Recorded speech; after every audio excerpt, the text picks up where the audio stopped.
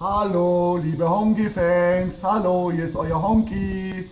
Ich mache heuer keinen Weihnachtslieder, sondern ich mache für euch speziell ein super einfaches Weihnachtsgericht.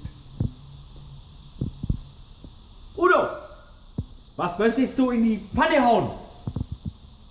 Leute, ein Spiegelei und zwar frei laufend. Schaut mal.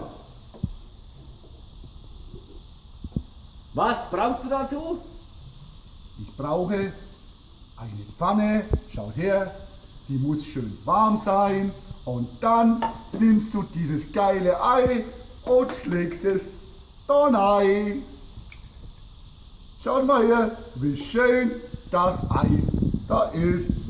Und zum Schluss dürft ihr nicht was vergessen, was passt dazu, zu den weihnachtlichen Genüssen, einen geilen Schluck Wein und ihr seid dabei. Tschüss. Tschüss! Ciao.